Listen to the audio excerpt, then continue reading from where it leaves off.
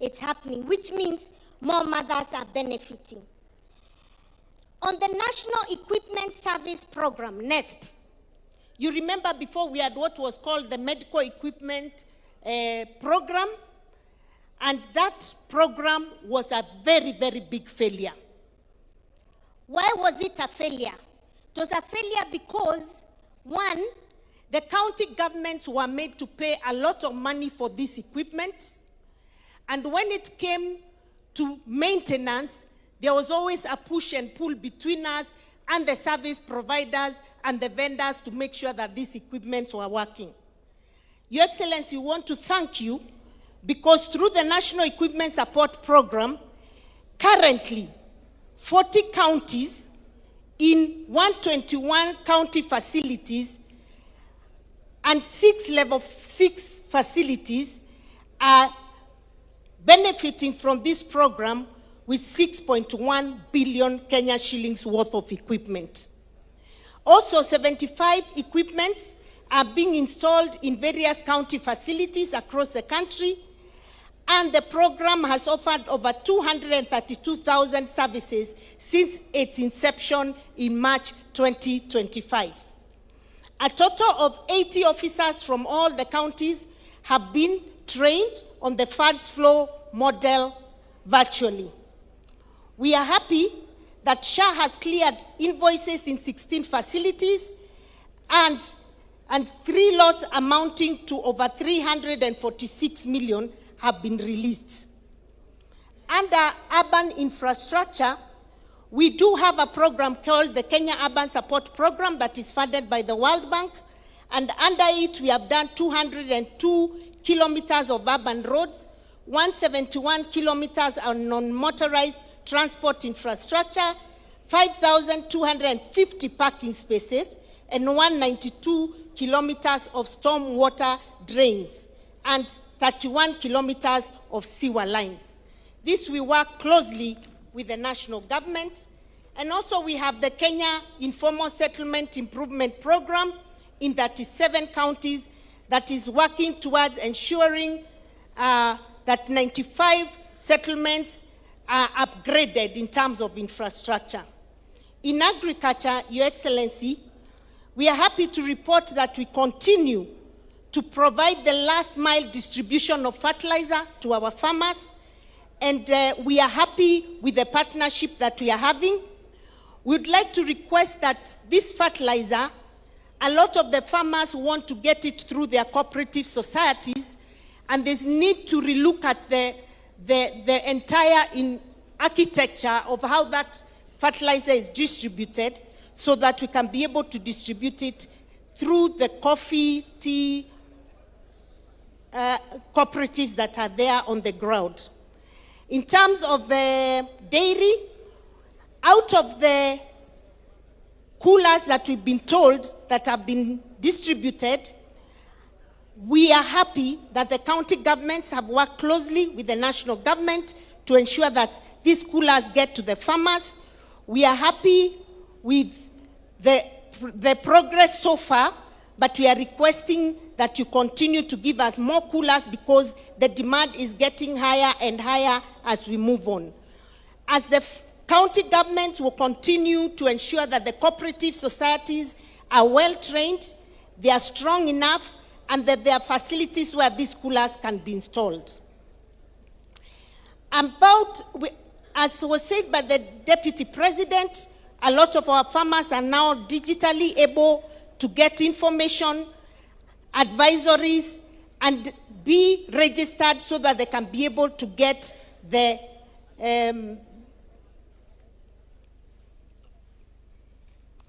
fertilizer.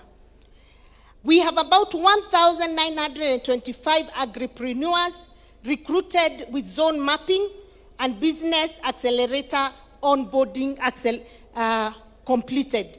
These agripreneurs are really helping with extension services.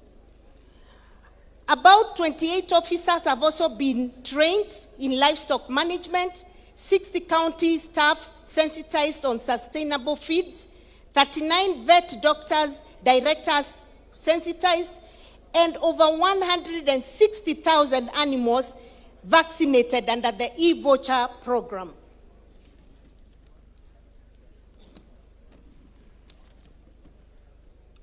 We also want to say that we've worked closely with the national government in terms of market infrastructure.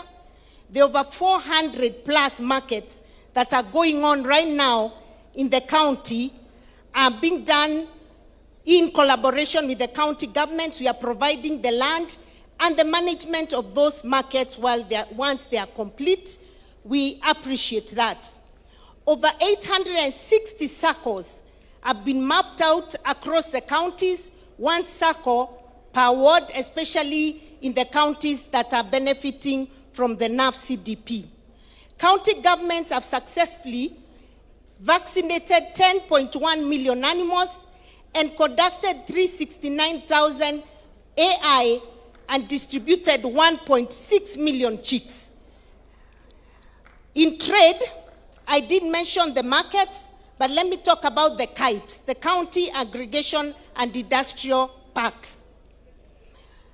Already 35 counties have commenced the construction. Most of the CAIPs are at advanced to mid-level stages across the participating county governments, the 35 of them. And I want to say that we are proud to say quite a number are almost in completion, with Meru leading at 99.3% completion, followed closely by Embu at 88%, Garissa 88%, Kirinyaga 86%, Migori 85%, Wajir 80%, Kisii 80%, Busia 79.2%, Machakos 74%, Kwale 69%.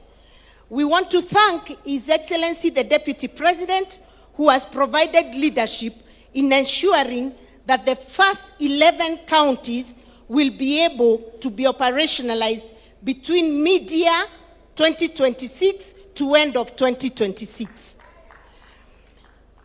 There's some moderate progress also happening in various other counties, Homa Bay, Bungoma, Uasin Gishu, Kakamega, etc. And we are very, very grateful. We have also, each country has been able to look at, identify their value chains and come up with the implementation plan. And that is work we are doing very closely with the county, with the national government.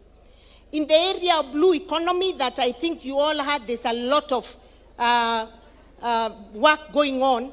Counties have distributed about 760,000 kilograms of fish feed to farmers and constructed 12 new fish markets across 10 counties. Additionally, 22 beach management units registered as cooperative societies that have been established, especially in the 7 coastal region counties.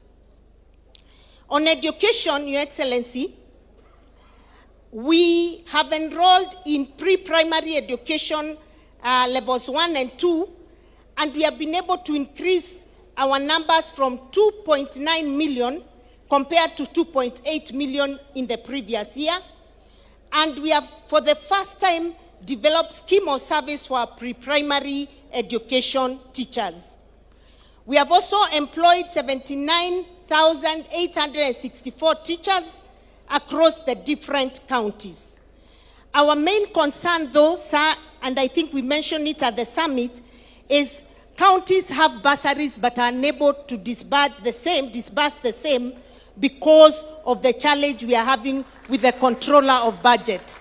We kindly request that you consider helping us to be able to handle that matter so that we can unlock this big problem. For now, we are completely unable to give the bursaries. As I come to the end, I want to request, we are happy, Your Excellency, that the two National Assembly and the Senate did pass the law that allowed for the independence of our county assemblies. And I want to say, as a Council of Governors, we were in full support of that. We feel it is the best way forward. But we want to request in the NADCO report, Your Excellency, other than pensions, there was also a request to institutionalize the ward fund, just like the national government, the CDF fund and the GAF. So we are requesting that this be expedited so that these MCAs can continue to do the great work they are doing through their ward fund.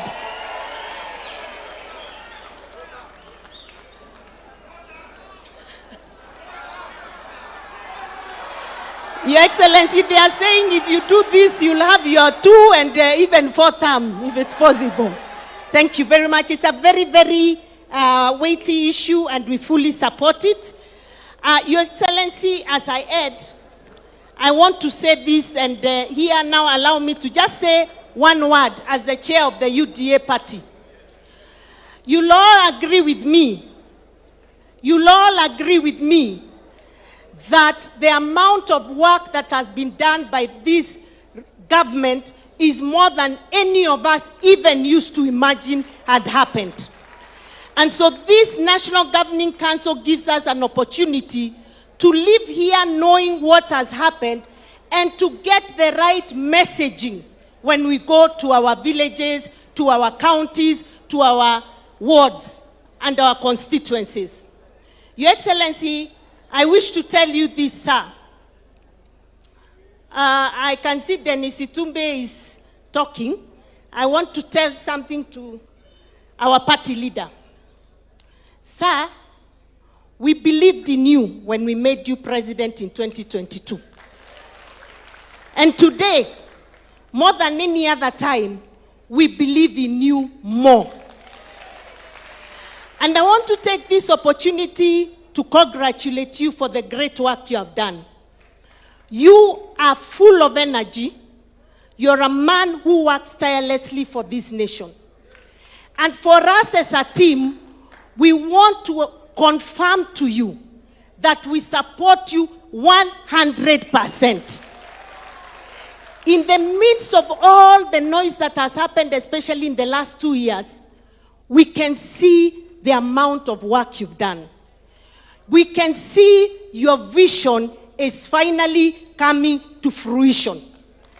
The story of Singapore is no longer a dream. It is going to be a reality in this country called Kenya. And so as you continue, may we congratulate him because he's the most courageous leader I have seen in my entire political career. Courage to be able to make political and policy decisions that he knows will help the country in the future, even if in the short term it is unpopular. Shah was the most unpopular. Isn't that the truth? But today, just talk to all of us here. We have less harambes to go to. And even when we are called to these harambes, we have less money to contribute because Shah is working. So I want us to all confirm to our president that going forward, we will do what we must do to make sure we get our second term. And that, Your Excellency, when you're coming on the ground, even the PSs, the CSs, if they are coming to a particular county, a particular constituency, a particular ward, and you have members who support the government in those places, please let us know, because we want to be there to scream loud the work you're doing for us. And finally, let me appreciate your deputy president. The fireman himself. First of all, I keep telling you that fire and Norma and Bwekse gave us fresh impetus. And we want to thank you because we've seen you crisscross the entire country, talking about government programs and projects without fear and with clarity. And today we have confirmed as you stood here that, Your Excellency, this was the best decision you ever made. And so we will continue to support you, Your Excellency, the Deputy President. And please continue to ensure there's fire across the entire country. continue to give the president the much needed support that he had lacked for 2 years. And Your Excellency, Paul, for what happened for 2 years, we didn't know you are suffering in silence until this guy came. So we are happy that you are making it. And you're doing a great job, Mr. Fireman. Kindiki ni fire, see fire. You have the support of the entire leadership of UDA and the affiliate parties. Thank you very much. May God bless you. Long live William Samoei. Asante.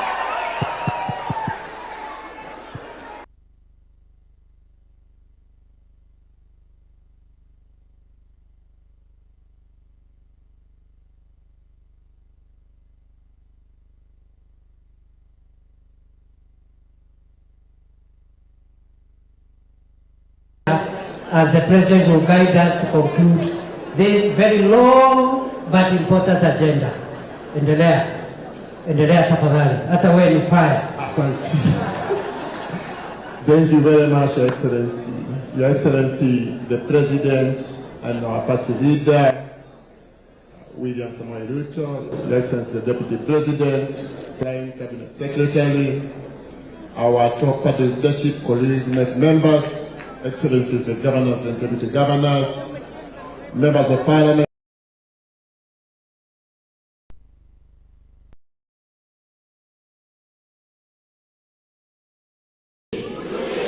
Harambe! UDA! Kazi ni kazi! Kazi ni kazi! Hapo sana. By heartily congratulating you and thanking you very much, Your Excellency.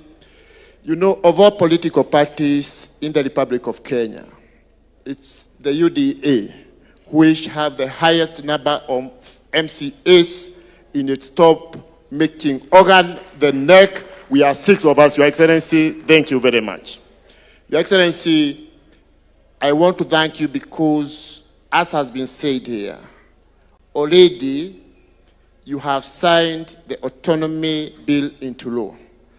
Now, we want to beg you, and I say this on behalf of my colleague MCAs. We don't want, when our party leader, when the Commander-in-Chief of the Defense Forces of the Republic of Kenya, when he has signed something into law, implementation remains the key word, and it should be implemented as fast as possible.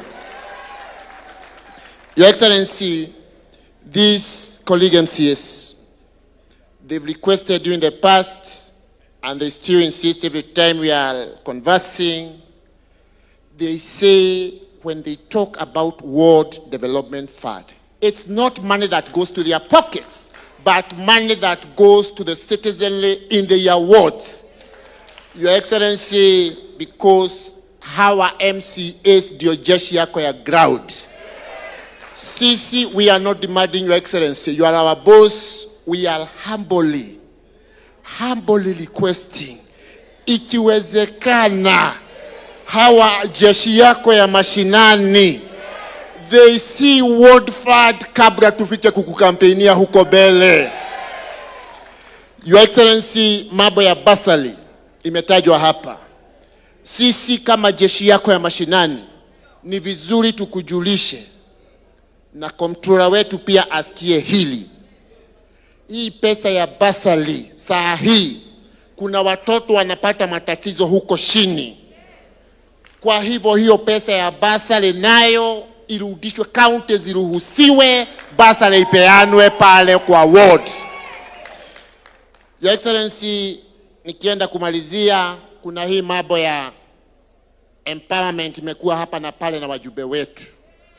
Ikiwezekana, jeshi yako ya MCAs wanataka kupeleka empowerment kwa ward zetu, ndio wakipeleka pale wanasema William Ruto ni 2 term. Na hata kuna wengine wameanza wanasema Professor Kindiki ni 4 term. Hiyo yote jeshi yako iko tayari kufanya. Nikimalizia, we thank you very much. You know, Your Excellency, you rightly keep observing you have a deputy who is a professor. And the professor is the person in charge of devolution. I want to finish by quoting two of his statements. Number one, tukiwa kule Bele, because your election campaign, Mr. President, will be built on this. Your deputy, Judy alikuwa anatuongoza, akasema, nenda kumwira tiriri, tugathura wa muthende, wa muthende, wa muthende. Na wa muthende akapita, Your Excellency. Ya pili, nikimalizia, akasema, wewe Goliath, siku ya Haramisi, tutakumalizia. Na hata siku ya leo tunasema hivi, wewe Goliath, umetusi huyu rais wetu sana. Umemuita Kasongo. Mwaka ujao tunaonana na wewe. Ukatusi huyu deputy president wetu. Ukamuita Soprano wewe. Na huyu ni professor. Huyu ni professor. Next year, wewe Goliath, tunakuangusha tini. William Ruto ni tutam. Asanteni sana. Oh, la la. Fire, see fire. Mimi naomba, because what I want to do now, so that we make progress, His Excellency the President will come and summarize for us this agenda, and also we make a resolution. And the other two agendas are shorter. This was the longer one, but it was the most important because it was about our scorecard, our work as a party and as a government. So I want, before I call the President, please stand up and stretch out kidogo. UDA ni fire, si fire. Nikisema UDA, munasema UDA. Kazi ni kazi. Kazi ni kazi. Rais ni fire, si fire. Aya, tafadhali tunaweza keti. Huyo deputy wangu ni fire, si fire. Wamesema ni fire sana. Basi, naamini ya kwamba sisi zote tumesikiza kwa makini scorecard ya serikali ambayo imeundwa na chama yetu ya UDA na marafiki zetu. Na kabla sijaendelea, kati yetu tuko na marafiki ambao wametembea na sisi hii safari. Wameungana na sisi katika kuunda serikali ya Kenya Kwanza. Hata wale hatukuungana na wao katika serikali ya Kenya Kwanza, baada ya uchaguzi wamekuja na wameshirikiana na sisi, na kufaulu kwetu pia wamechangia sehemu kubwa. Tuwapigie makofi jameni. Tuko hapa na wanachama wa chama ya Ford Kenya, wapigie makofi. Are they here? Wanaweza kusimama? Some of them are there. Tuwapigie makofi. Thank you very much. Tuko hapa na wanachama wa chama cha Chap Chap wako kati yetu, tuwapigie makofi. Hapa tuko na wanachama wa chama ya Jubilee ambao wameshirikiana pamoja na sisi, tuwapigie makofi. Asanteni sana waheshimiwa. Tuko hapa na wanachama wa CCK, sijui kama wako humu ndani, kule nyuma, wapigie makofi. Tuko hapa na wanachama wa UDM, walimeungana na sisi. Tuko na Gavana Mahmud hapa na viongozi wengine kule nyuma. Asanteni sana.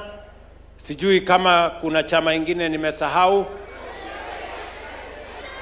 Tuko na Wiper, wale wamekuwa katika chama cha Wiper wako hapa, wapigie makofi.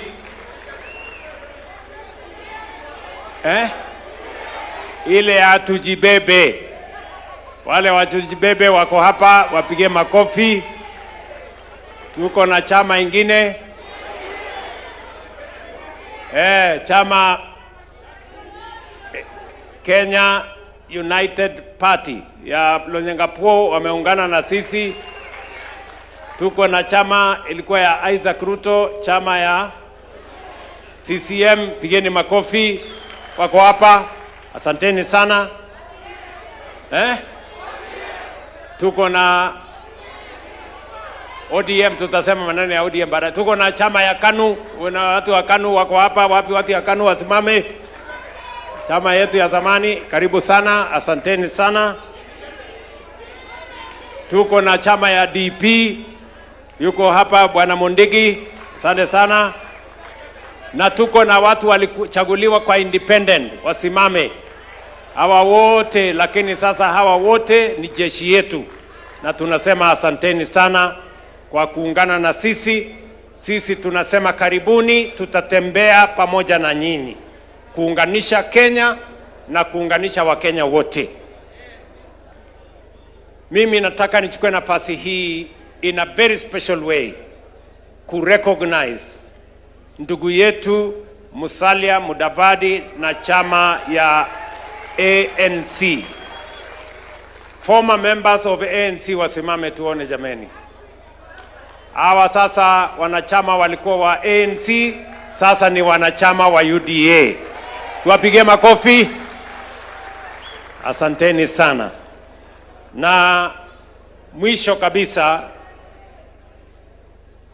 mimi nataka tukubaliane hapa ya kwamba tumesikia kwa kirefu implementation, vile tumetekeleza manifesto ya Kenya Kwanza.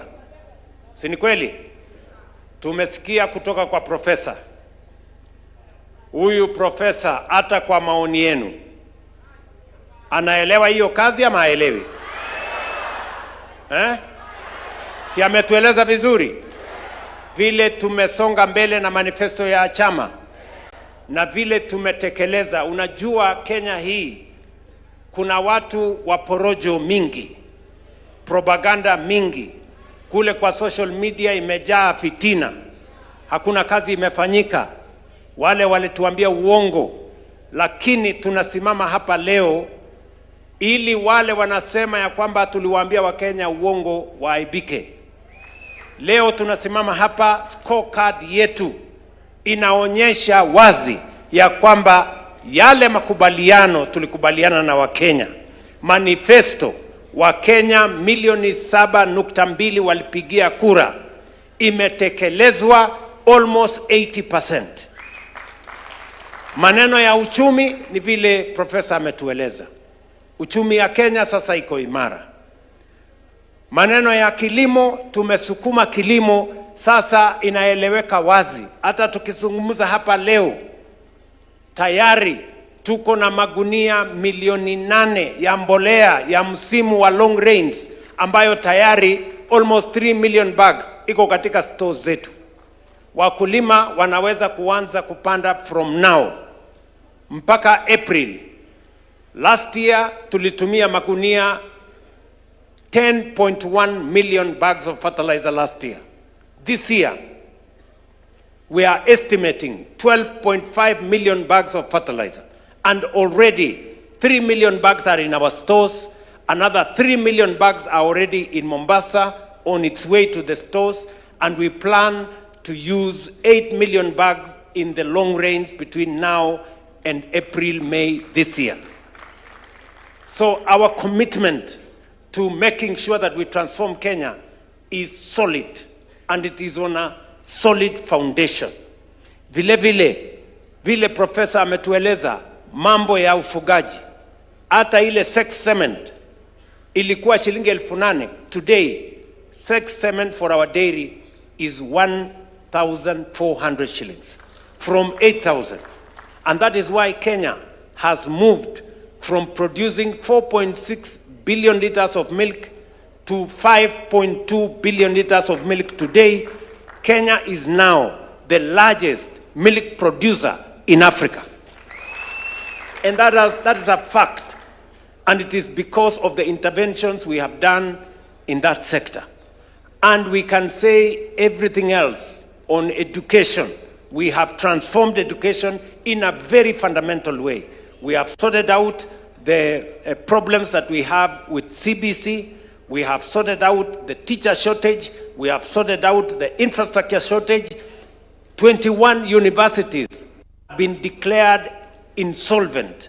Today, because of the new funding model, our university education, our TVET education is on sound footing. Ask any vice chancellor, ask any principal over TVET institution. That transformation is going on. When we go to all the other fields that have been explained to us, we can confidently say that we have been faithful to the implementation of the agenda upon which the people of Kenya had voted for this administration. And we are ready to face our competitors with our scorecard and ask them what they can do better than what we have done. That is the competition we want to have with our competitors. We do not want to compete on the basis of insults.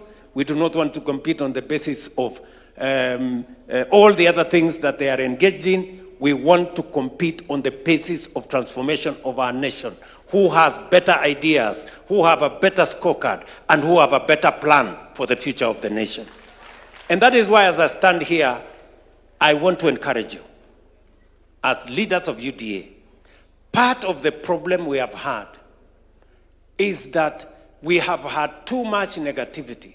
The reason why Professor has taken time, together with Seth and Kimani and Aaron, have taken time to explain to us, and the reason why you have a pamphlet, kila mtu wako na pamphlet hapa saizi, on the scorecard of the party, so that you can stand on any forum and explain to the people of Kenya where we were, where we are, and where we are going.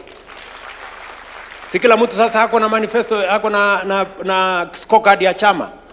Because we do not want to come to any constituency or any ward and we are struggling to tell the people what this administration has done. You allow people with propaganda na watu tu wa fitina waeleze wananchi hakuna kazi imefanyika.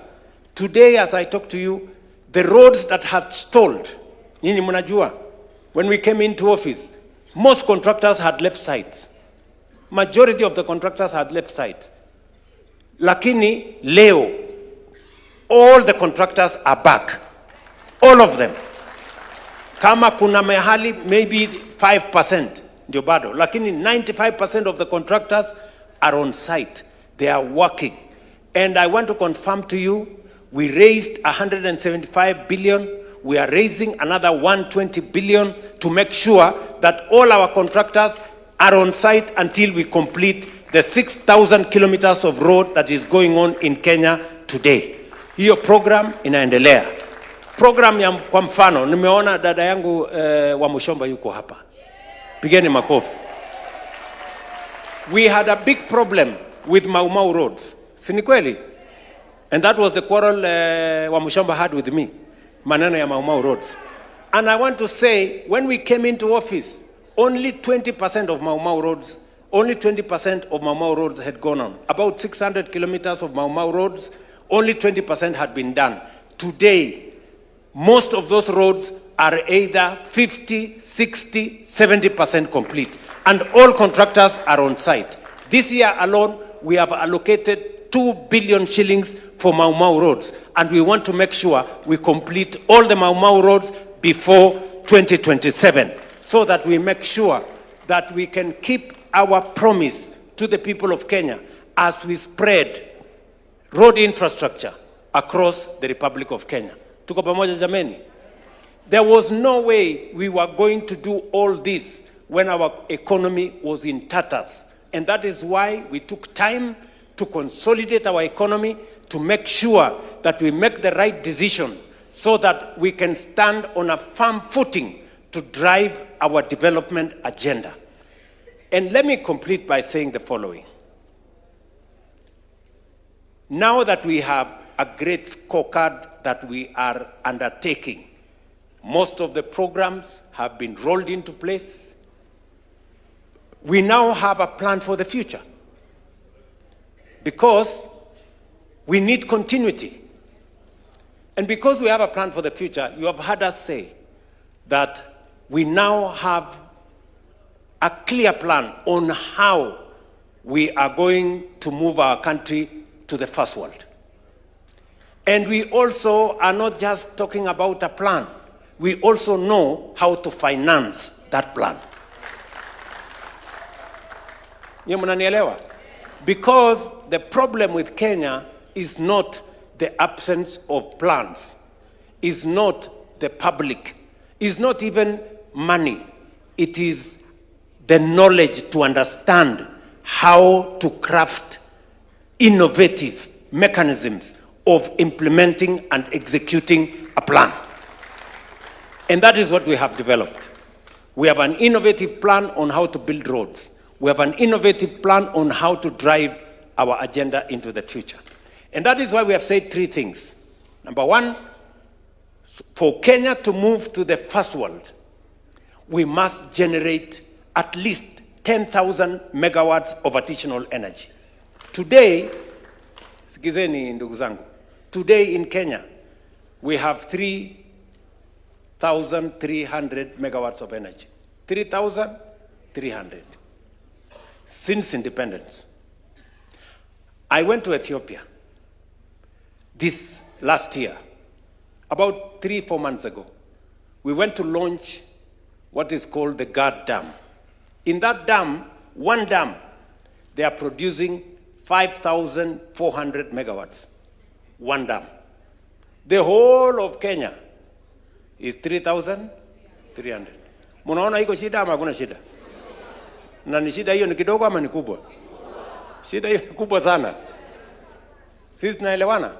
And you know, we cannot drive our transformation if we do not have the energy to drive it. That is why we need to generate more energy. We cannot commit ourselves to industrialization if we do not generate energy. To generate that energy, we need between 10 and 12 billion dollars. That's about 1.5 trillion Kenya shillings. And do not worry, we will get the 1.5 trillion shillings. Tuko na njia ya kupata hiyo pesa. Do you understand what I'm saying? So that is the way we want to go. Let me give you an example. When I was invited to go to the United States by President Joe Biden, we signed an agreement between Kenya, Microsoft of America, and G42 of UAE to do data centers. Because that's the future. Technology is the future. And because we have green energy, America and UAE said Kenya is the right place so that we can use geothermal energy to drive our data centers. So tukaweka kidole ile kitu, tumefurahi sana. Mimi nimekuja hapa, nimetangaza maneno mzuri kabisa tu. Hii project ni ya karibu 1.2 billion dollars. Sasa kufanya assessment tukaambiwa data center moja inahitaji 1,000 megawatts of energy. Kenya mzima iko 3,000. Yani kuimplement hiyo data center moja, we have to shut down a third of the country. Sasa hiyo kitu ikakwama. Nyinyi mnanielewa? So going into the future, we cannot move Kenya forward unless we generate energy. And I want to tell you, we have enough energy. We have almost 10,000 megawatts in geothermal alone. We have 20,000 megawatts of energy in wind energy. We have enough reserves to generate sufficient energy to drive our industrialization, our manufacturing, and our technology progression. Tunaelewana? That is why we have said, as a country, in the next 5 to 7 years, we must generate 10,000 megawatts of energy, and we must have the resources to do it. Number two, we have also said, for us to move Kenya to the next level, we must stop living on the edge. It is a big shame that 60-something years after independence, we are still importing food into Kenya. For your information, we still import 500 billion of food into Kenya. Mahindi tuna import. Wheat we import. Rice we are importing. Edible oil we are importing. I don't know what we are importing. It's a big shame. And that is why we have said we need to transform our agriculture. The biggest potential we have today in agriculture is in our arid and semi-arid areas. That is the place where we have the most land. Galana Kulalu is an example. Many of the other areas is an example. That's why we have said we must build 50 mega dams, 200 medium-sized dams, and close to 1,000 other micro dams. Why? So that we can bring 2.5 million acres, additional million acres, into production. With 2.5 million acres under irrigation and modern infrastructure, we will not only stop importing food, because, and you know, if we stop importing food, we immediately, save 500 billion shillings we used to import food into Kenya. And number two, we can now export more into the world, into the region, and globally. That is why we are undertaking that we are going to do this, and we want to begin that process. We have dams that have been in our books forever. It is time to actualize those dams. And then number three, we have said we cannot develop Kenya without infrastructure. We must have roads, we must have a railway, we must have an airport, we must develop our seaports. And we have the mechanism to do it. That is why we have mapped out, as I talk to you, we are mapping out an extra 28,000 kilometers. We want to make sure that we connect Kenya. We are mapping out 2,500 kilometers of dual carriageway. And we are mapping out a new airport and the new airport, for your information, will begin before June this year, here in Nairobi. Tunaelewana? We want to modernize our seaports. The whole of that plan will require another 3 enablers, which I want to tell you. Number one, education. We must fund education properly. And we must put more money in science, research, and technology. And that is why we are saying we are moving our budget to 2% of GDP for us to be able to have the highest quality of professional human capital that is going to support our journey into the first world. That is what other countries did. Number two, we must secure our country.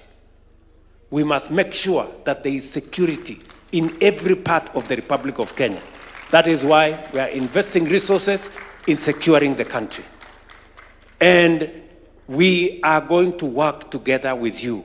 How are we going to finance this project? We have told you this project is going to cost 5 trillion Kenya shillings. Mnasikia? It's going to cost how much? 5 trillion. Na hiyo kitu hiyo ni pesa tutapata. Don't relax. Hii pesa iko. Yes. Wakati tulisema tutafanya affordable housing, si watu walitupiga makelele. Zakayo sijui nini. Leo contracts we have signed for affordable housing is 600 billion shillings of contracts in affordable housing in our markets and in our hostels. Kama ni pesa 600 billion tungeenda kukopa kwa IMF, tungekaa huko 10 years. Tukipiga magoti, simama, pinduka, enda pande hii. Lakini this is our own money. Nyinyi mnanielewa? So, this 5 trillion, watu wanasema hii ni wazimu. Well, inakaa kama wazimu. Lakini, we are going to deliver on it. How are we going to finance this 5 trillion? Tayari, for your information, tulikubaliana ya kwamba we are going to have alternative sources of revenue for us to finance our plan. We are going to bring in innovation. We are going to think outside the box for us to be able to finance our infrastructure. Number one, we have grown our savings significantly, vile DP amesema. And we grew our savings intentionally. Why? Because every country that has developed, whether it is China, whether it is Singapore, whether it is Korea, they have grown their savings. There is no way you can grow if you consume everything that you earn. Let me give you a basic example. Siongei mambo makubwa. Basic example. Tanzania today has a bigger social security fund than Kenya. Yet, Tanzania's economy is 60% of Kenya. Why? Because they made the decision on savings earlier than us. In Tanzania, you save by law 10% of your salary, 5% government saves on your behalf. In Kenya, we changed the law.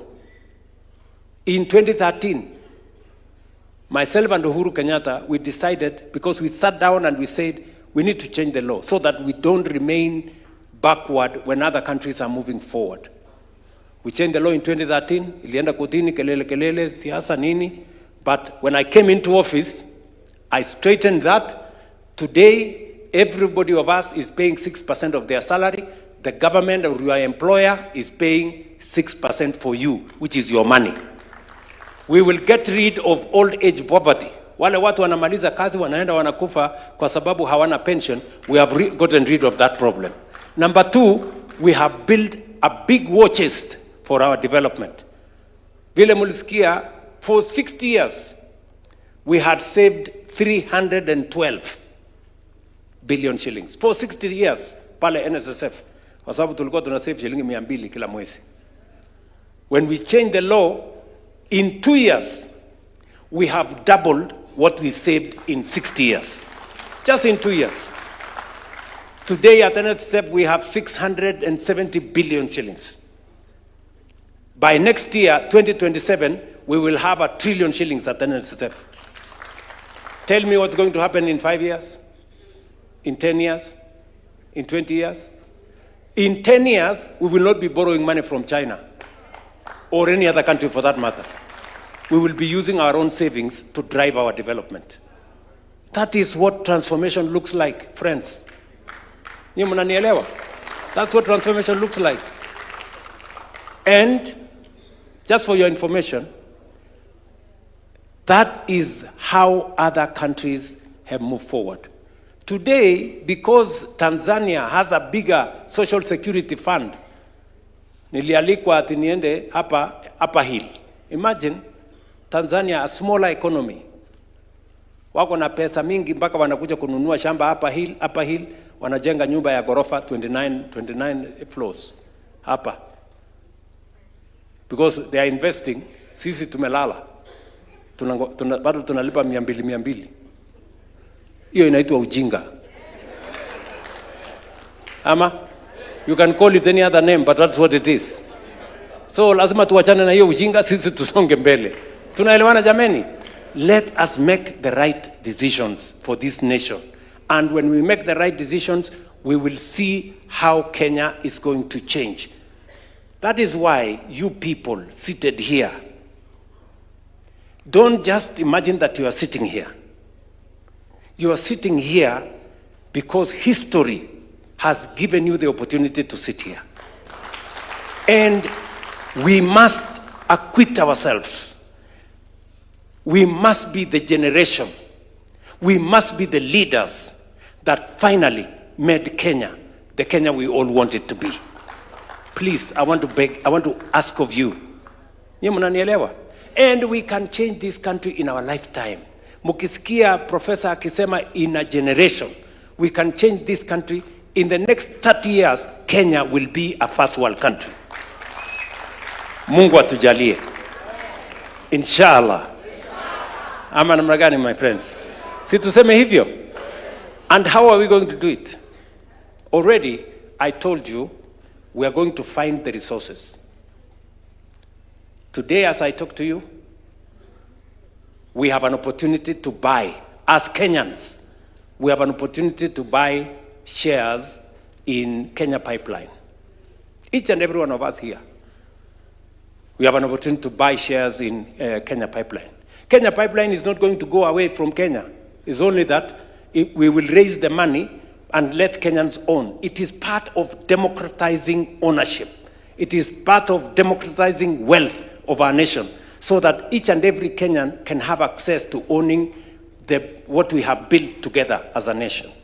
So today, we are selling shares in Kenya Pipeline at the Nairobi Stock Exchange. And we are going to make sure that every Kenyan who has applied, first and foremost, gets their share before we move to anybody else. Many people I have heard have gone to Parliament to say, oh, you know, these shares of Kenya Pipeline have been overvalued. You know, hii share has been overvalued. Kwani mtu alikuwa anafikiri mali ya umma atakuja tu abebe hivi hivi? Hapana. Hii ni mali imejengwa over time, my friend. Hii ni mali imetengenezwa over time. So we have made sure that the people of Kenya get the best deal from their asset. Because it's not just us who are going to buy. There will be others who will buy. Sijui kama tunaelewana. So we have negotiated the best deal for the people of Kenya, so that that money is raised so that we can use it to develop our country. We will raise possibly 110 billion from that sale of Kenya Pipeline. And I have told the people of Kenya, in the past, corporations were privatized. The money was used to pay salaries and to pay debt. Let me say, for the avoidance of any doubt, the commitment I made to the people of Kenya, any money, proceeds of privatization from Kenya Pipeline, from Safaricom, or from any other entity will be used for only one purpose: to develop the infrastructure of Kenya. Not a single shilling is going to pay salary. Not a single shilling is going to pay debt. We are going to use that money to build additional wealth.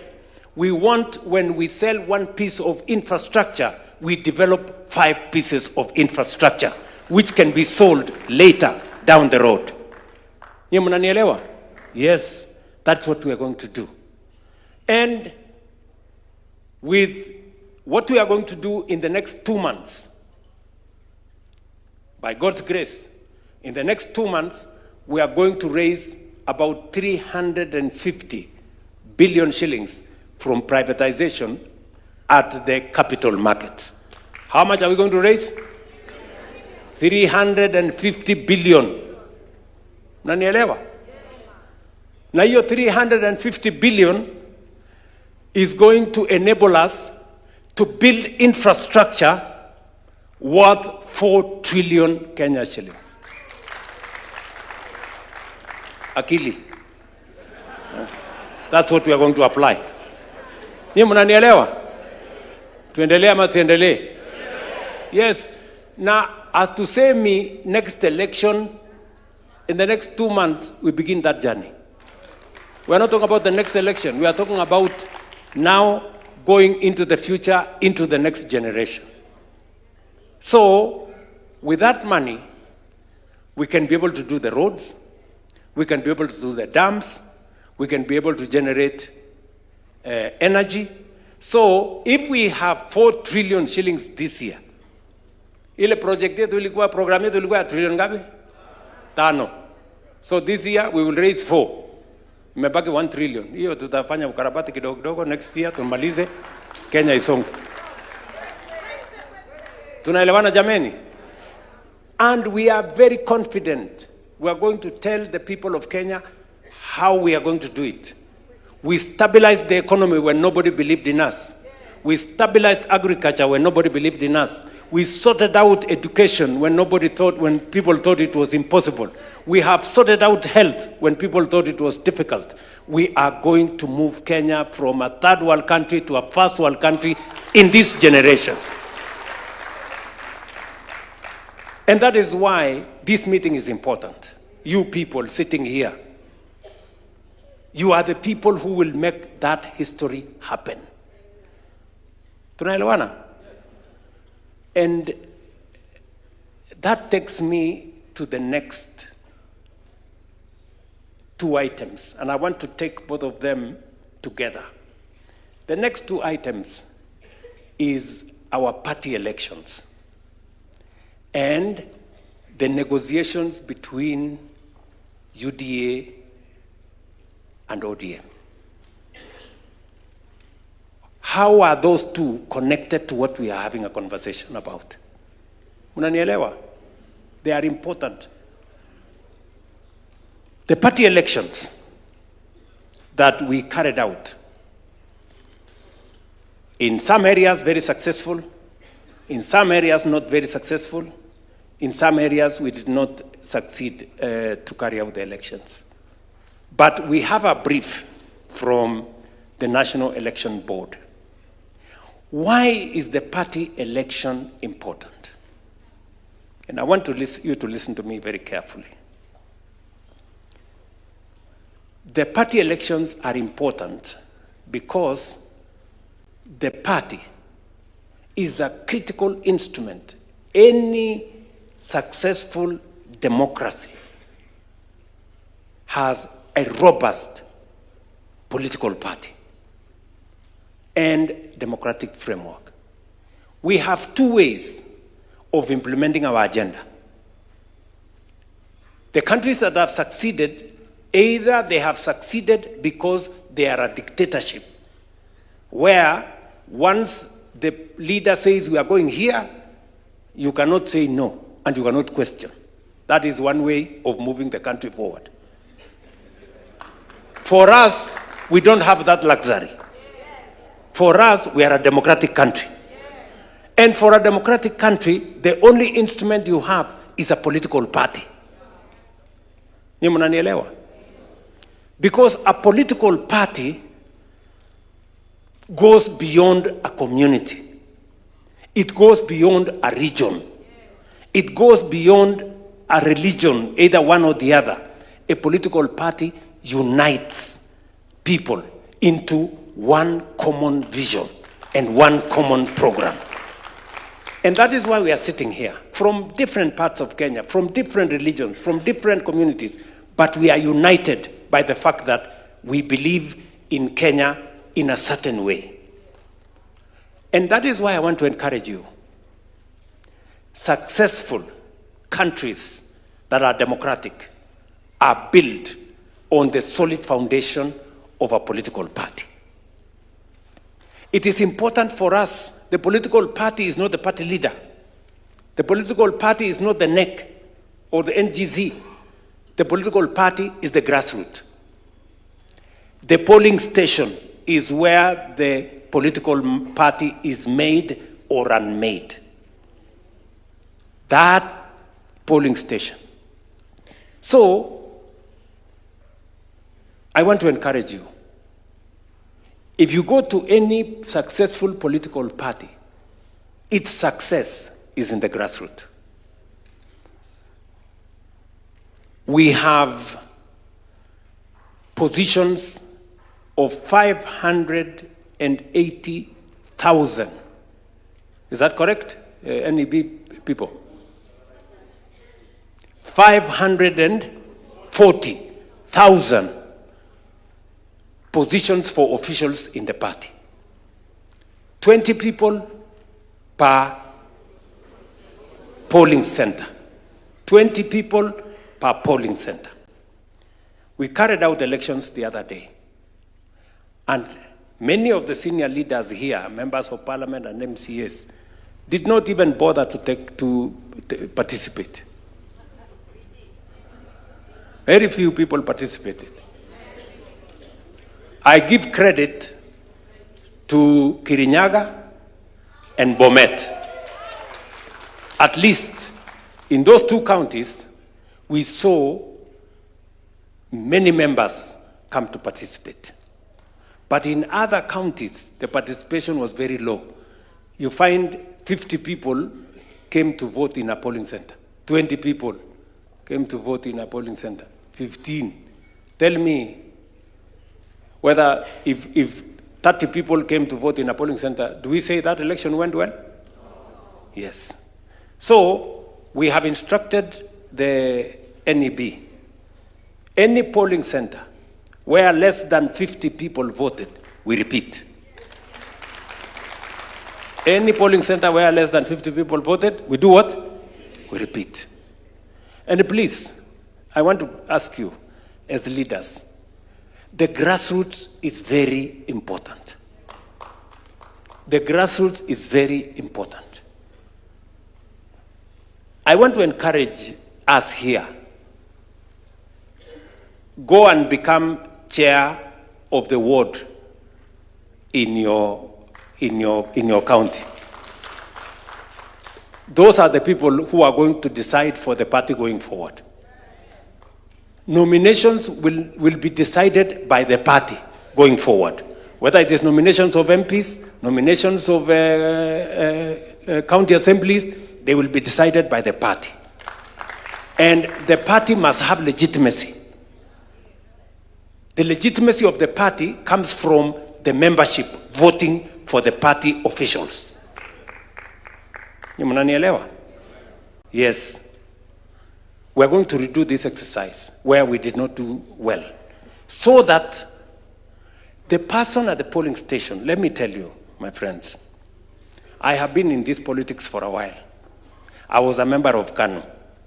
The reason why KANU succeeded for many years is because people were elected. Watu walikuwa wanapiga mlolongo kwa polling center kuchagua officials wa chama. The reason why ODM today is where it is because they carry out elections in the polling center. Are we together? So, there is no other way. We have to have elected officials at the polling center. I know many of us here are friends. I also have friends. Even if your guy, the person you want at the polling station, if you think he's a good guy, he's loyal, he's good, he's hardworking, the people at the polling station may not have the same view. So, mwambie huyo mtu yako, wewe ni mtu yangu, wewe ni mtu mzuri sana, lakini twende tuchaguliwe kwa polling station. Akichaguliwa, huyo ndio mtu sawa. Mwingine akichaguliwa, ujue mambo ni hivyo. Sijui kama tunaelewana? Kwa sababu sisi wote tuko na watu wetu, si ndio? Hata saa hii kuna watu wameandikwa tu kwa list ya chama, huyu ni chairman wa mahali fulani nini. Sisi tuliandika sisi watu hapa. Sasa hawa watu wetu tuliandika hawa tuwapeleke kwa raia. Once somebody has been voted for, you know, sisi hapa wengi wetu tumechaguliwa. You know the feeling once you are elected. You feel very good. Ama namna gani? Once you are elected. Let us also give a chance to somebody else to be elected at the polling station.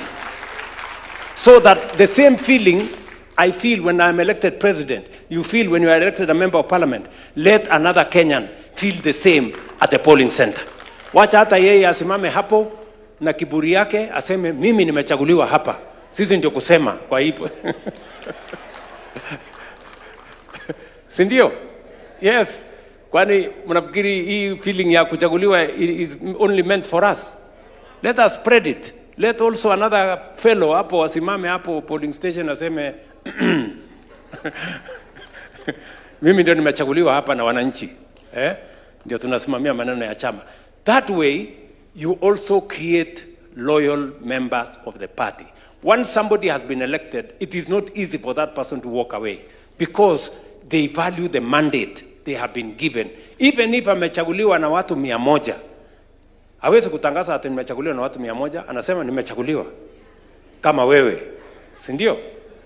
Ama namna gani? So, this is what I want to encourage us. Let us take this to the grassroots. That if you want us to build the party, we must go to the grassroots. And then we will do the wards, and then we will do the constituencies, and then we will do the counties, and then we will do the national elections here. Sawa sawa? Yes. And I want to encourage every politician here. There is no harm in you being a chair of a ward, chair of a constituency, chair of a county. Sisi wote tusimame. That is how the party gets followership. We want to create a big party base. Tumeelewana? So that we don't keep saying maybe it is this or that or the other. Why? Why is it necessary for us to have a strong political party? It is necessary for us to have a strong political party because the transformation of a country goes beyond one leader. The transformation of a country goes beyond 5 years. It goes beyond 10 years. For us to have consistency, you must have a political party that will provide the transition so that when one leader finishes, the same philosophy of transforming a nation continues with another leader and another leader and another generation. Yes, William Ruto is not going to complete this transformation. It's not going to happen in 5 years. It's going to take more, 10, 20, 30 years. For us to provide that transition, we must have a political party whose philosophy, vision, understanding, manifesto provides that transition into the future. That is why it is very important for us to build this political party. Also, this political party will also guarantee every one of you seated here, we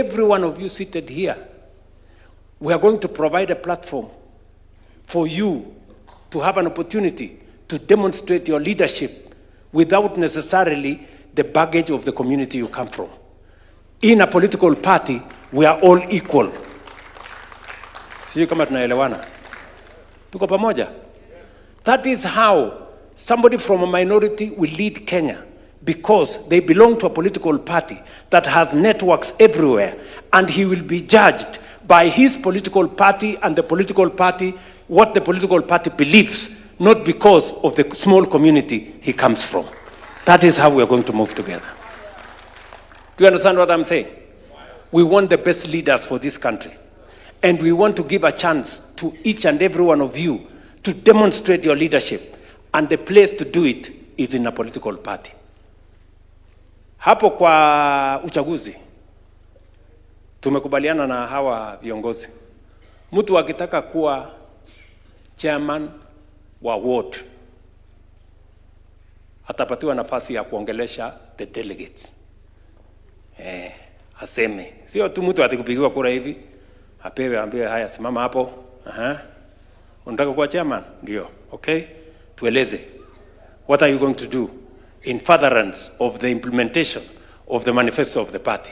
Ajitete hapo aseme namna hii. Yes. Then tunapiga alafu tunasongesha. Ama pale kwa constituency, hakuna mtu atapata atakuwa chairman ya constituency bure. Lazima kuwe na mtihani kidogo. Utuambie kama unaelewa manifesto ya chama, mambo implementation imefika wapi. Then we begin to grow leaders. How did Barack Obama become president of America? It was in the convention when he persuaded people that he knew what he's doing. We are going to provide an opportunity for you. CDP ameongea hapa. Sumempima. Sindio? Sinamna hiyo?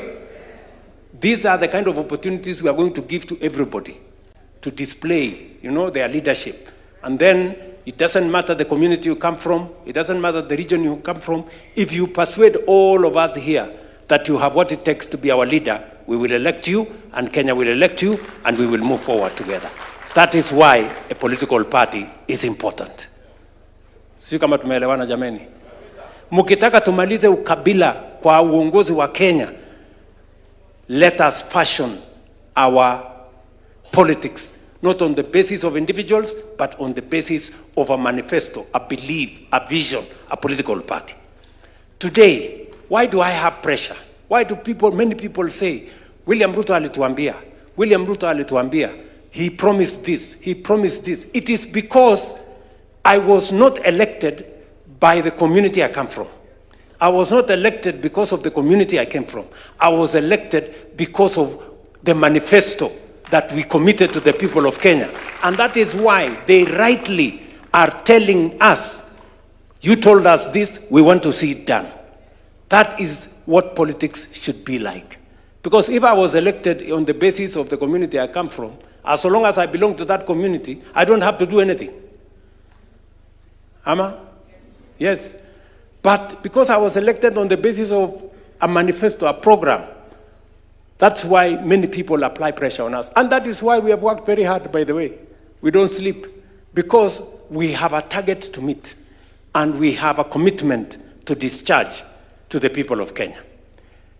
That is why I want to ask you, friends, we must go back. Elections are very expensive, but we have undertaken that we are going to repeat as many areas as possible. In fact, I think we are repeating almost 60% of the, how much? 80, almost, 80%. 80% will be repeated. We spent, just for your information, so that you know we are serious, we spent close to 120 million in the last election. We are ready to spend more money because the party is important. The party is important. Another friend of mine who is a member of parliament, I asked them, why didn't you, I didn't see you participating in the election. He said, hiyo hakuna haja ya hiyo mambo. Sasa mtajua iko haja. Sasa mtajua iko haja. Kwa sababu, I am also going to meet aspirants next week. Kwa sababu, mimi sitaki watu watakuja kwa hii chama mwisho wakuje, they have not contributed anything to the party, alafu wakuje waseme wanataka tikiti ya chama. Yule mtu yote anataka kuwa aspirant, akuje saa hii, tujenge chama pamoja. Sindio? Tujenge chama pamoja. Pia na wao wakuje wa contribute kwa hii chama. Ndio wakati next year tunaongea nani atakupata tikiti gani kupitia kwa delegates na wale wengine na kupitia kwa wananchi. Kila mtu awe Kuna viongozi hapa walikuja UDA last minute. 1 month, mwisho.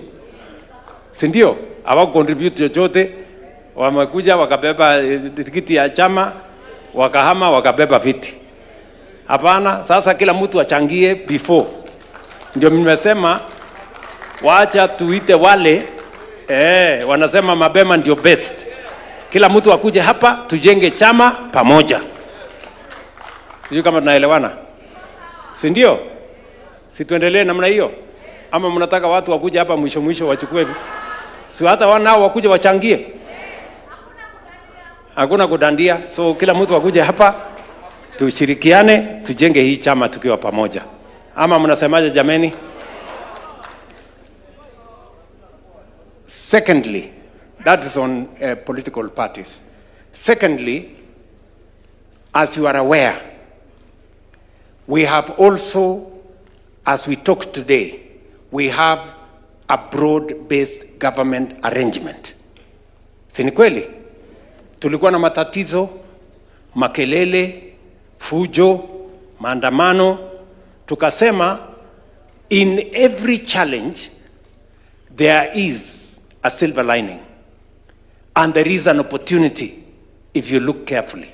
So in that challenge that we were undergoing, instead of focusing on the challenge, we decided to create an opportunity out of it. Today we have a broad-based government with our friends, the ODM party, and we have agreed that this broad-based has worked. Has it worked or has it not? Ule Mbadi si anaeleza maneno ya bottom up kuliko wengine wetu hapa? Ama? He's done a good job, right? And all the other members of ODM who have worked with us in government. And it is said, if it is working, don't fix it. Sindio? So what we have agreed with the leadership of ODM, that let us explore the option and the opportunity of having a coalition going into the next election. And it is because we want to broaden our base. Listen to me, guys. This election in Akuja, we want to win by a margin of between 2 and 3 million. Mnanisikia? Wacha nirudie. This election, the last election, we won by a margin of 200,000. 200,000. This election, we must win by a margin of 2 to 3 million. Ndio tuunganishe Kenya, tutembee pamoja. And I am very clear in my mind, there is a reason, there is justification for us to consolidate the country into one. Listen to me. The position where I sit, there is enough for every Kenyan. One does not need to miss for the other one to get. There is an opportunity for all of us to fit in one government. And therefore, I have no doubt in my mind that we have what it takes, not just to win the next election, but to win it resoundingly so that we can drive our transformation agenda into the future. And not just into the future, into the next generation. Listen, we have a good scorecard. True or not true? We have a good scorecard. The professor here has explained to us. We have a very good scorecard. Number two, we have a good plan of transforming Kenya. From generating energy, modernizing our agriculture, and expanding our infrastructure. We have a good plan. We need a political strategy to win the next election and to consolidate the gains we are making in our scorecard and to be able to implement our plan going into the future. And that is why elections in our party, to consolidate our party, is important, and a coalition with ODM will now underwrite our transformation going into the future. It is the reason we have asked you guys to come here, so that you can agree with us that we go back and do elections properly. Sindio? And do elections properly.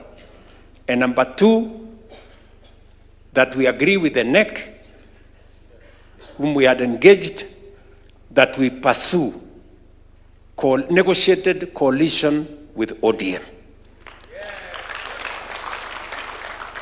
Finally, our MCAs have asked three things.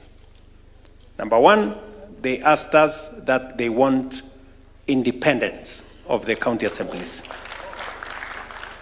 I have signed the law, the bill into act. The only problem that is waiting is, as was explained here by the leader of majority in the National Assembly, we must rework the budget. And it is not possible, Kiruga. I know you said it must be done immediately, which is okay. We see your passion for it. But we will make sure that we do it in the next budget cycle. We will now separate the budget for the county assemblies from the budget of the county executive, so that the county assemblies can become independent. Are we together? It is just by operation of law.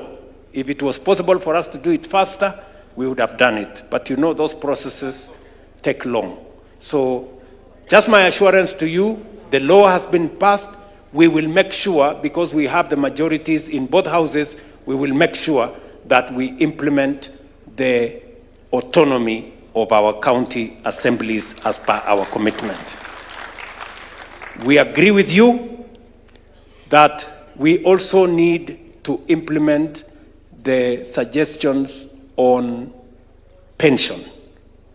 We want a governor, an MCA, or a speaker at the county assembly. When they do their 2 terms, at least they have a pension. Because many leaders, when they get out of office, they go straight into squalor. Because the job we have is thankless sometimes. Yeah? You are a leader. Ukiamuka, unaamuka na watu. Unalala na watu. Siku yenye umekosa kiti, unaenda ukiendanga. So, we must secure that so that people who have occupied leadership positions do not become a disgrace to themselves and to the communities they represent. So, I want to assure you, the instructions of this council to the executive and to the legislature is that we expedite that exercise. And the 2 leaders here, mutuambie, hii maneno tunaweza kumaliza lini? In the next, what? Can we give it 90 days, 120 days? The budget process. Okay, so let's do this. Because it involves money, and we have agreed that as a council, we model it the way members of parliament wanafanya. It is contributory. Sindio? The same way the one for National Assembly and the Senate is contributory. So the MCAs also want to, it to be the same as the one for members of parliament. Let it be contributory. And by the next budget, we must implement the pensions for our county assemblies, speakers, and governors. Tumekubaliana hiyo? Sindio? And we want it to be reflected in our resolutions. That is what the... and then number 3, we have also... we have also recommended that the NADCO report be expedited. The 2 houses should expedite the NADCO report so that NGCDF is properly secured in the Constitution. That the oversight fund of Senate is also protected in the Constitution. And the National Government Affirmative Action Fund by our women reps is also put in the Constitution. And number 4, our ward fund is also secured in the Constitution. That forms part of the resolution of the National Governing Council. And it is now, once the National Governing Council resolves, it becomes an instruction. Sindio? Once it is resolved by the National Governing Council, it becomes an instruction to the executive and to the legislature to make sure that it is implemented. Tumekubaliana? Tumekubaliana? Now, I want to ask Mr. Mwaura, who is the chairman of our National Elections Board. Can you do a 2 or 3, maximum 5-minute presentation? I'm told you have a presentation on where the elections are going to happen. Is that correct? Proceed. Oh yeah, bursary. Okay. Let me say this. We also want to resolve. You know, we had a meeting with the controller of budget because that was the problem. We had a meeting with the controller of budget, and between the county governments, we were in a meeting with the governors and the national government. There was a requirement that the national government, because it is a function of the national government, that we have an agreement with the county governments. We have since signed agreements. The chair of education, how far are we? Just give him the mic. How far are we on the agreements? We gave you a mandate to make sure. Yes, Governor of Kericho. Your Excellency, we have finished the signing. Yes. And we have done everything. For all the counties? For all the counties, Your Excellency. Very good. It's just the control of budget you are waiting. Now, what was required between the national government and the county government, we have completed. Now it is for the controller of budget to release money for counties to be able to carry out the function of making sure that no child in Kenya is left behind or does not go to school. You will disburse bursaries. And we also want to make it a resolution of this council that we have resolved that now the process of bursaries be actualized as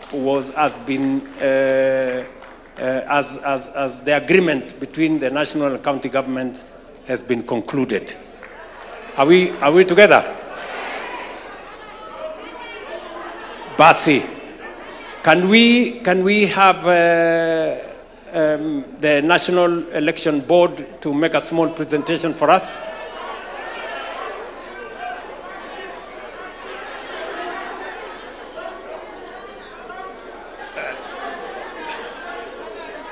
Ngoja kidogo.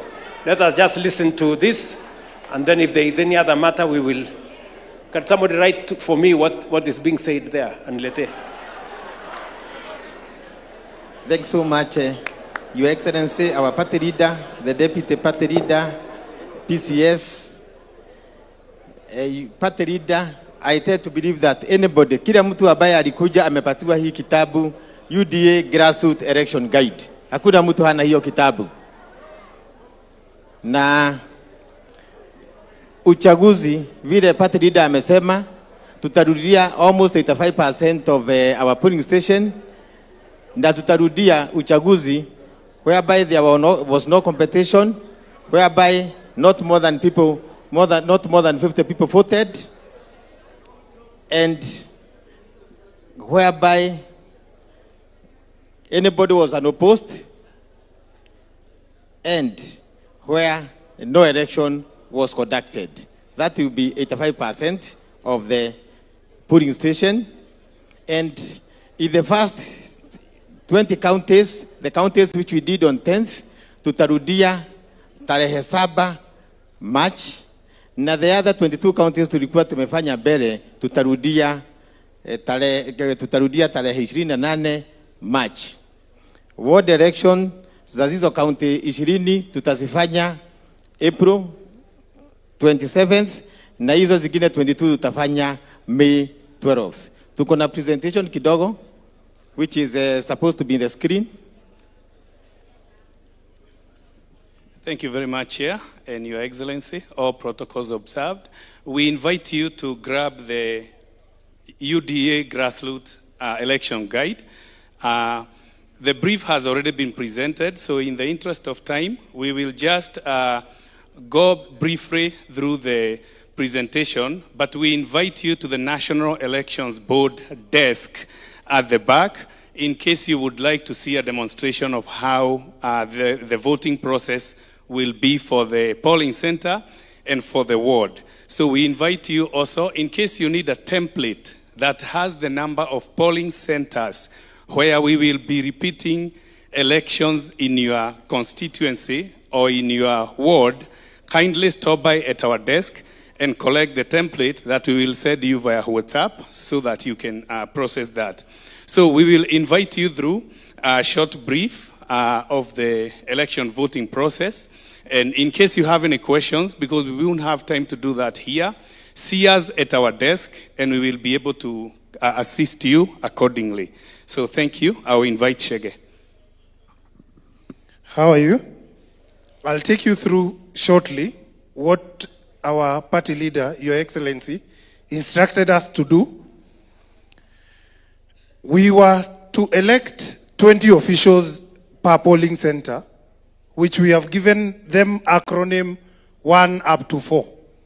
There is only one position that requires one person, and this is the SIG. We have 2 members in every committee. There will be 3 people in 3 different sectors. There will be the position for religious, 3 of them. There will be another position for farmers, 3 representatives. Another